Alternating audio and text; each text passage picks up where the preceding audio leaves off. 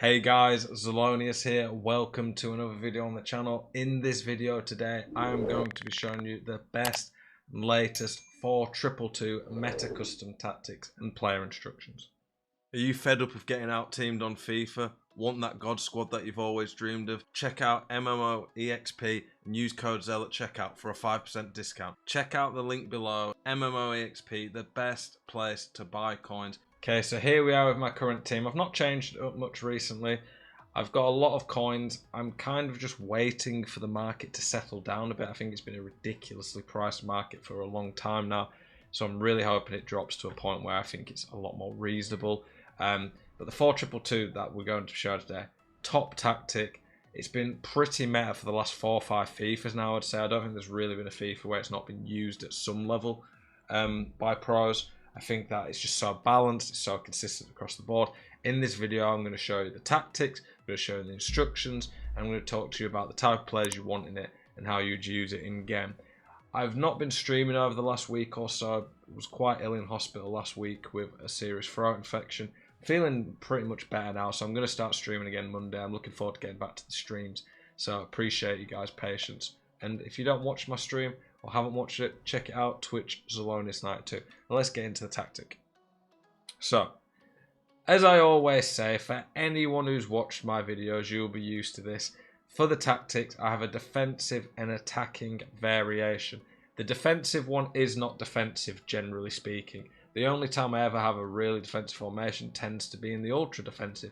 And even then on FIFA, it just doesn't really seem to work anymore using ultra defensive formations, if that makes sense. So, we are going to be using the defensive one here as the default, and then the attacking one is more one we switch to if we're like a goal or two behind, want to get back into the game, but we don't want to go all out. The ultra attacking is desperate times call for desperate measures type of thing. We rarely ever use the ultra attacking. The ultra attacking doesn't really, for the most part, have a lot of use in my opinion, other than maybe like last 20 minutes or so in a game. So here we are. We're looking at the 4-2-2. The reason that it's so good is just balanced across the pitch. It's good everywhere. The 2 CDMs anchor behind the defense to make it very sturdy. In terms of the players you want, you can go with 2 options really on one of the CDMs. One of the CDMs you can have to be a destroyer or a guy who can defend but more of a playmaker who sits back.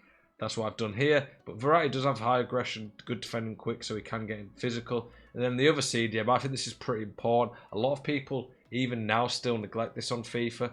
Having a midfielder who can attack, can shoot, can link the play up, I think that's pretty important. There was a FIFA, I think it was FIFA 19, where there was a lot of bad things about that FIFA, but I think it was that FIFA where pretty much everyone just had like Kante and Vieira just sat on stay back. Your midfield didn't really need to actually get involved much past defending, whereas now having the midfield get involved, create overlaps, give you another attacking threat does make a big difference. So midfielder who can get forward is really useful. Defense, obvious, just the standard stuff you want. For fullbacks, when it comes to fullbacks, this formation's not too reliant really on good fullbacks. They just need to be fast, can defend. I don't think they need to be that good going forward. So it's a nice thing that you don't have to spend a lot on your fullbacks really. For the wingers, they need to be quick. Keely's not good for this, but it's just who I've got on my team right now for chemistry. But you want quick. Surprisingly, being decent in the air can have its uses in this. Sometimes you get crosses to the back post, but quick, able to dribble, shoot when chances get given to them. Then strikers, the standard stuff you want for strikers. In terms of the actual tactic, defensive style balanced. I find dropbacks just too negative on this game, invites too much pressure. It's really not helpful. It's definitely going to hurt you long term playing that. 72 depth. I use that pretty much all the time now because 72 depth does auto offside traps. When you do auto offside traps, it's just very hard for your opponent to defend. And I almost feel as this year's gone on and we've got better AI defenders, they've got even better at doing the offside traps, which would make sense based on better defending stats. The width, you don't want to go too high or low. It's a fairly compact formation anyway, so I think this width suits it. In terms of the build-up play, I always pretty much outside of more like aggressive or defensive tactics go balanced build-up play. It just allows you as the user the most control over your team. I find when you don't have that on, it can be pretty bad, basically. In terms of some of these just force your team to play in ways that you don't want them to. Chance creation, direct passing. This gets your strikers to pin back the opposition. Very, very good and hard to play against. Width, anywhere from 50 to 60 works fine. I don't think you'll notice it too much. Corners, free kicks doesn't really matter. In terms of the instructions, stay central, stay forward on the two strikers. Getting behind, I don't like that much.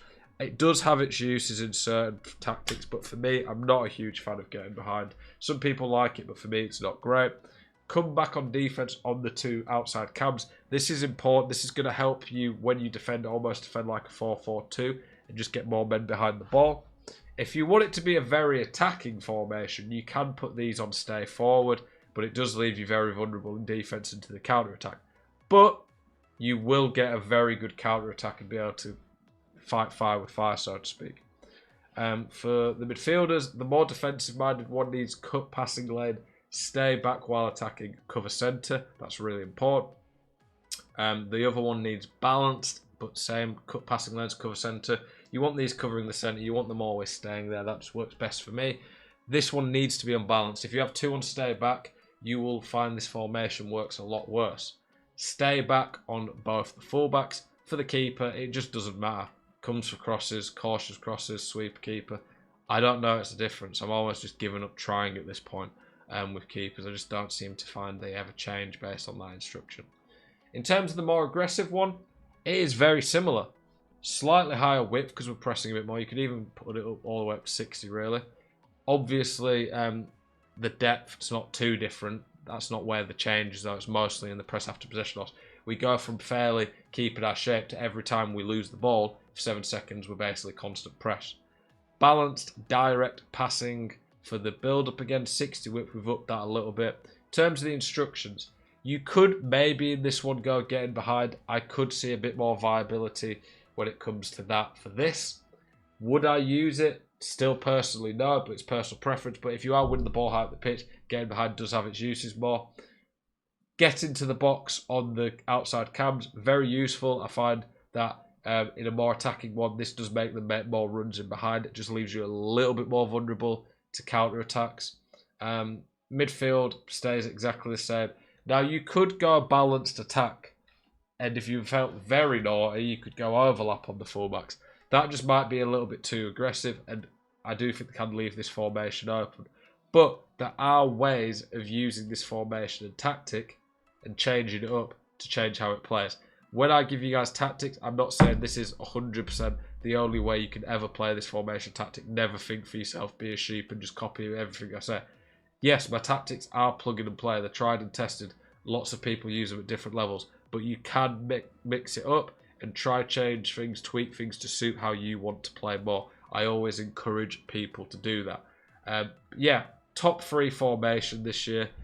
Probably has been a top 3 formation for the last 4 or 5 years. Very, very good as always. Appreciate you guys watching. Hopefully this video has been able to help you out. Keep it spicy. I'll see you guys in the next one. Peace.